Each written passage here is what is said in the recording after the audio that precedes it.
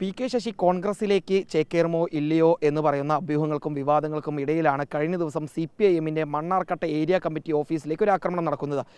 Pullassery സ്വദേശിയായിട്ടുള്ള Ashraf Mannarkkad area committee ഓഫീസിന് മുന്നിലേക്ക് പടക്കം എറിയുകയായിരുന്നു. ഈ സംഭവത്തിൽ അഷ്റഫിനെ പോലീസ് പിടികൂടുകയും അറസ്റ്റ് ചെയ്യുകയും ചെയ്തതാണ്.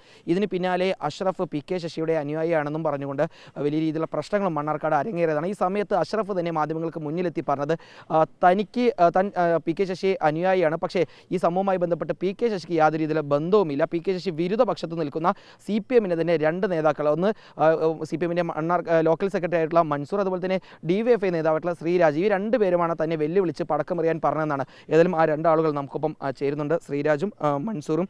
നിങ്ങളെ രണ്ടുപേരും പറഞ്ഞുകൊണ്ടാണ് ഇത്തരത്തിൽ പാർട്ടി ഓഫീസിലേക്ക് പടക്കമെറിഞ്ഞെന്നാണ് ഇപ്പോൾ ഈ അഷ്റഫ് പറയുന്നത്. എന്തെങ്കിലും വസ്തുതയുണ്ട് അതിൽ അയാൾക്ക് ആ തിരക്കഥയിൽ ചെറിയൊരു പാളിച്ച സംഭവിച്ചു പോയി. ശ്രീരാജ് മാത്രമാണ് പടക്കം വാങ്ങിക്കൊടുത്തതെന്ന് പറഞ്ഞാൽ പിന്നെയും അയാൾക്ക് ഏതെങ്കിലും നിരക്ക് അതിനെ കൂട്ടിവെക്കാൻ പാകത്തിലുള്ള എന്തെങ്കിലുമൊക്കെ ഉണ്ടാക്കി വെക്കാമായിരുന്നു. അപ്പോൾ അയാൾ പറയുന്നത് ഞാനും മൻസൂറും അയാളും കൂടി KTDC ആഹാർ ഹോട്ടലിൻ്റെ അവിടെ നിന്ന് ഒരു വാഹനത്തിൽ ഇരുന്നിട്ടാണ് ഈ സാധനങ്ങളൊക്കെ ചെയ്തത് എന്നാണ് പറയുന്നത്. നമ്മുടെ ഈ കാലത്ത് ശാസ്ത്രീയമായ ഒരുപാട് ഇത് തെളിയിക്കാനുള്ള കാര്യങ്ങളുണ്ട്. എൻ്റെയും മൻസൂറിൻ്റെയും അയാൾ പറയുന്ന സമയത്ത് ഞാനും മൻസൂറും അയാളും ഒരേ മൊബൈൽ ടവറിൻ്റെ കീഴിലാണോ എന്ന് പരിശോധിക്കാം. നിങ്ങൾ ഈ നിൽക്കുന്ന സ്ഥലത്തെ സംബന്ധിച്ചാണ് അയാൾ പറഞ്ഞിട്ടുള്ളത്. ഇവിടെ എല്ലാം CCTV ഉണ്ട്. ഈ CCTV ദൃശ്യങ്ങൾ പരിശോധിക്കുക. അയാൾ പറയുന്ന സമയത്ത് ആ CCTV ദൃശ്യത്തിൽ ഞാനോ മൻസൂറോ അയാളോ ഒരുമിച്ചുണ്ടായിരുന്നു എന്നതും പരിശോധിക്കാം. അയാൾ എന്നെ കണ്ടിട്ടുണ്ട്, എന്നെ മാത്രം പറയണത് ഞാനതാ പറഞ്ഞത്. അയാൾ എന്നെ വന്ന് കാണുകയും ഞാനത് എവിടെയും നിഷേധിക്കാത്തൊരു കാര്യം. കാരണം അയാൾ മദ്യപിച്ചിരുന്നു, നന്നായിട്ട് മദ്യപിച്ചിരുന്നു. അയാൾ വളരെ വൈകാരികമായിട്ട് അയാൾ 2 ദിവസം മുമ്പാണ് ഗൾഫിൽ നിന്ന് വന്നത്. അപ്പോൾ എന്നെ കണ്ടു. അയാൾ പാർട്ടിക്കും പാർട്ടി നേതാക്കൾക്കും എതിരായിട്ട് സ്ഥിരമായി Facebook പോസ്റ്റുകളിൽ പോസ്റ്റ് ഇടുന്ന ഒരാളാണ്.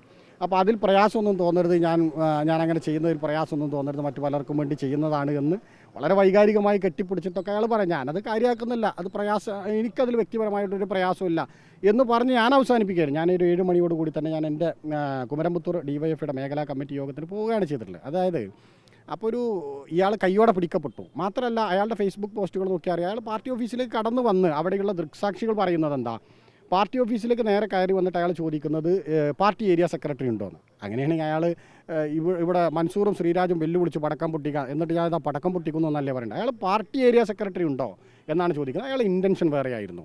മാത്രമല്ല അയാൾ അവിടെ പാർട്ടി ഏരിയ സെക്രട്ടറി അവിടെ ഉണ്ടായിരുന്നുവെങ്കിൽ ഈ കാണുന്ന തരത്തിലാകില്ലായിരുന്നു വാർത്തകളുടെയൊക്കെ ഒരു വരവ്. കാരണം അയാളുടെ ആ സിറ്റുവേഷൻ അതെനിക്ക് നേരിട്ട് ബോധ്യമുള്ളതാണ്. അപ്പോൾ അങ്ങനെയുള്ള ഒരാൾ കയ്യോടെ പിടിക്കപ്പെട്ടു. അയാൾ കയ്യോടെ പിടിക്കപ്പെട്ടപ്പോൾ സ്വാഭാവികമായും ഏതായാലും അയാൾ നാറി. ഇനിയിപ്പോൾ പാർട്ടിയെ കൂടി നാട്ടിക്കാൻ നോക്കൂ. ഇപ്പോൾ വരുന്ന കാർഡുകളൊക്കെ നോക്കൂ, ഓരോ മീഡിയാസിൻ്റെയും കാർഡുകൾ എന്താ, പടക്കമെറിയാൻ CPM ഓഫീസിലേക്ക് പടക്കമെറിയാൻ വാങ്ങിക്കൊടുത്ത CPM നേതാക്കൾ. ആ ഒരു കാർഡ് ഒരു 10 കൊല്ലത്തേക്ക് UDF-ൻ്റെയും CPM വിരുദ്ധ സൈബർ സംഘങ്ങൾക്ക് ഒരു 10 കൊല്ലത്തേക്ക് ഓടിക്കാനുള്ള ഒരു മെറ്റീരിയലാണ്.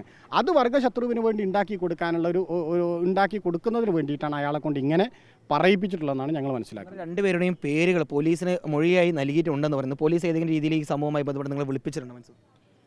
അല്ല, പോലീസ് ഞങ്ങളറിഞ്ഞത് പോലീസിൻ്റെ അഷ്റഫിൻ്റെ മൊഴിയിൽ മൻസൂറിൻ്റെ ശ്രീരാജിൻ്റെ പേര് പരാമർശിച്ചിട്ടില്ല എന്നുള്ളതാണ് പോലീസിനോട് ഞങ്ങൾ അന്വേഷിച്ചപ്പോൾ അറിയാൻ സാധിച്ചിട്ടുള്ളത്.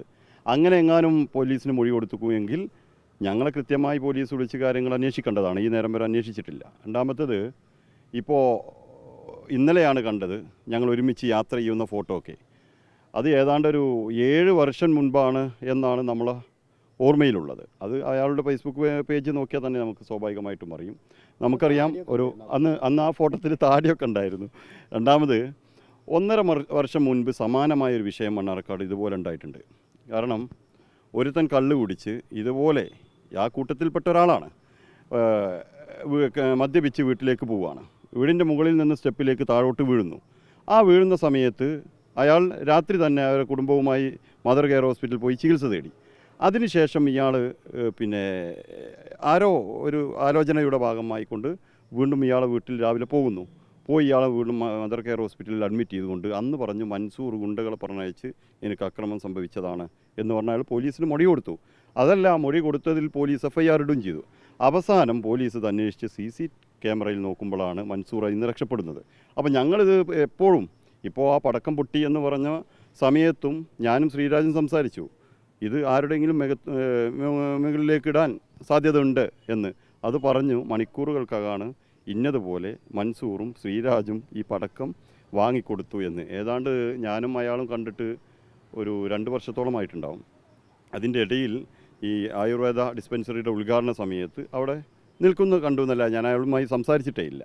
അപ്പോൾ ഇത്തരം ഇതെല്ലാം നടക്കുന്നത് ചില കേന്ദ്രങ്ങളിൽ നിന്നാണ് എന്നുള്ളത് കൃത്യമായി നമുക്കറിയും. പക്ഷേ അതായത് ഇപ്പോൾ ഈ അഷ്റഫ് പി കെ ശശിൻ്റെ അടുത്ത അനുയായി ആണ് എന്ന് നിങ്ങൾക്കൊരു തിരിച്ചറിവുള്ളത് കൊണ്ടാണോ പി കെ ശശിക്കെതിരെ ഇന്നലെ മണ്ണാർക്കാട് നഗരത്തിൽ നിങ്ങൾ എല്ലാവരും ചേർന്ന് CPM-ൻ്റെ ഒരു വിഭാഗം ചേർന്ന് ഒരു പ്രതിഷേധം നടത്തിയത് പി കെ ശശിക്കെതിരെ മുദ്രാവാക്യം? അത് പി കെ ശശിക്കെതിരല്ല, അങ്ങനെ നിങ്ങൾ അതിനെ വ്യാഖ്യാനിക്കേണ്ട. CPM തകർന്നു കാണണമെന്ന് ആഗ്രഹിക്കുകയും ആ തകർച്ചയ്ക്ക് വേണ്ടി CPM-ൻ്റെ പാർട്ടി ഓഫീസ് ആക്രമിക്കാനും ആളുകളെ പറഞ്ഞു വിടുകയും ചെയ്ത മുഴുവൻ ആളുകൾക്കും എതിരായിട്ടുള്ള പ്രതിഷേധമാണ്. അതായത് ദിവസം മണ്ണാർക്കാട്ടെ പരിപാടിയിൽ ബിലാൽ എന്ന രീതിക്ക് സ്വയം അഭിസംബോധന ചെയ്തത് പി കെ ശശിയാണ്. അപ്പോൾ ആ ബിലാലിന് നേരെയുള്ള മുദ്രാവാക്യങ്ങളായിരുന്നു ഇന്നലെ കൂടുതലും ഉണ്ടായിരുന്നത്. അപ്പോൾ അതെങ്ങനെയാണ് പി കെ ശശിക്ക് എതിരെ അല്ല എന്ന് പറയാൻ കഴിയും? അത് ബിലാൽ എന്നതൊരു സിനിമയിലെ കഥാപാത്രമാണ്.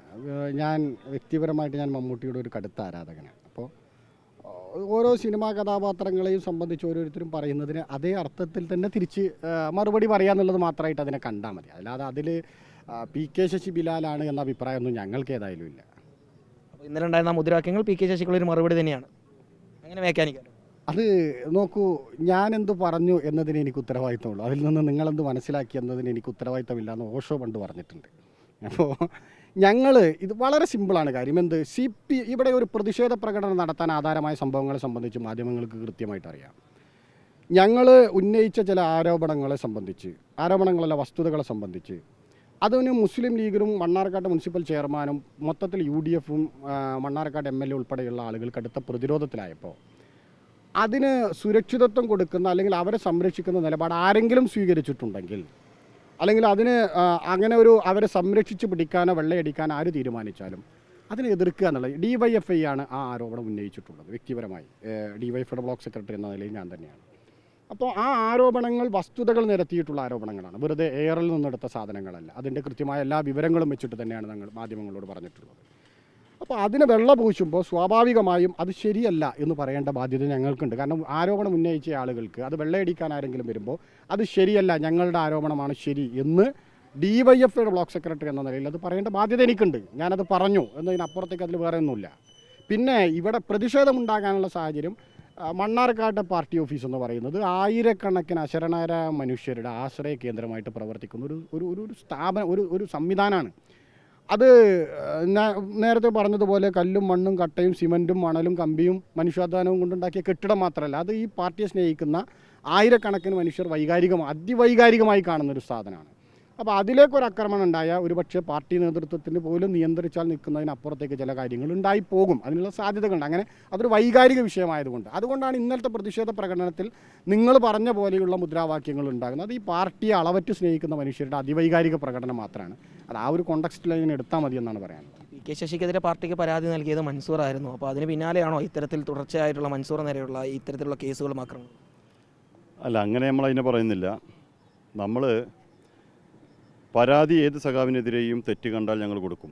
നാളെ ഞാൻ തെറ്റ് ചെയ്താൽ എന്നെ ശിക്ഷിക്കാനുള്ള ഏക അധികാരം ഞങ്ങളുടെ പാർട്ടിക്കാണ്. ഞങ്ങൾ കോടതിയാണ് പാർട്ടി.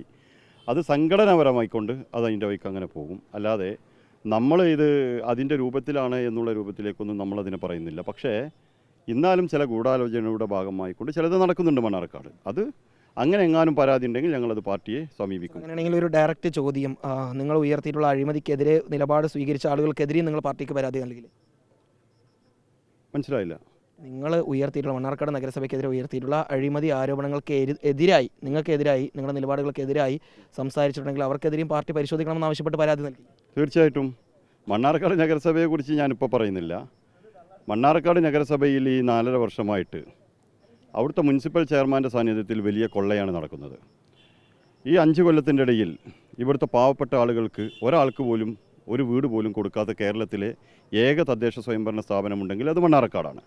അത് നിരന്തരമായി നമ്മൾ ചൂണ്ടിക്കാണിക്കുന്നു. രണ്ടാമത്തേത് 21 കോടിയുടെ ഒരു വലിയ തോതിലുള്ള ഒരു അഴിമതി നടത്താൻ വേണ്ടി തീരുമാനിച്ചപ്പോൾ അതിൽ നിന്ന് 10 കോടി രൂപ ലോൺ എടുക്കാൻ വേണ്ടി തീരുമാനിച്ചത് മണ്ണാർക്കാട് റൂറൽ സർവീസ് സഹകരണ ബാങ്കിൽ നിന്നാണ്. അത് എടുക്കാനുള്ളൊരു സാഹചര്യം ഒരുക്കുന്നത് ഞങ്ങളെയും LDFൻ്റെ കൗൺസിലർമാരെയും പാർട്ടിയെയും പ്രതിസന്ധിയിലാക്കിക്കൊണ്ട് വലിയ തോതിലുള്ള അഴിമതി നടത്താൻ വേണ്ടിയിട്ടായിരുന്നു. ആ അഴിമതിയിൽ നിന്ന് രക്ഷപ്പെടാൻ വേണ്ടി ഏക മാർഗമായിട്ടാണ് ഇപ്പോൾ രണ്ടാമത് ഹോമിയോ ഡിസ്പെൻസറിയുടെ ഉദ്ഘാടനം അതിൽ നമുക്ക് കണ്ടാൽ തന്നെ അറിയാം, നിങ്ങളൊക്കെ അവിടെ പോയി നോക്കിയാൽ അറിയാം, 2 കോടിയിൽ അപ്പുറമാണ് ആ ബിൽഡിങ്ങിന് വെച്ചിട്ടുള്ളത്. അതിനെല്ലാം വെള്ള പൂശാൻ വേണ്ടി ചില ആളുകൾ വന്ന് അതിനെ കൗണ്ടർ ചെയ്തു പോകുന്ന രൂപത്തിലേക്ക് കാര്യങ്ങൾ പോകുന്നു. അതിനെതിരായിട്ടുള്ള പിന്നെ പരാതികളും വിഷയങ്ങളൊക്കെ എല്ലാം നമ്മൾ പാർട്ടിയിൽ കൊടുക്കും. അല്ലാതെ അതുമായി ബന്ധപ്പെട്ടുകൊണ്ടോ അല്ലെങ്കിൽ പരാതി കൊടുത്തതിന് നമ്മളെ പിന്നെ ഉന്മൂലനം ചെയ്യാനുള്ളൊരു പദ്ധതിയാണെന്നൊന്നും നമ്മളതിനെ കാണുന്നില്ല. വീഡിയോ ജേർണലിസ്റ്റ് വിനു സിക്കൊപ്പം reporter Iqbal Arkal, in reporter, Palakkad.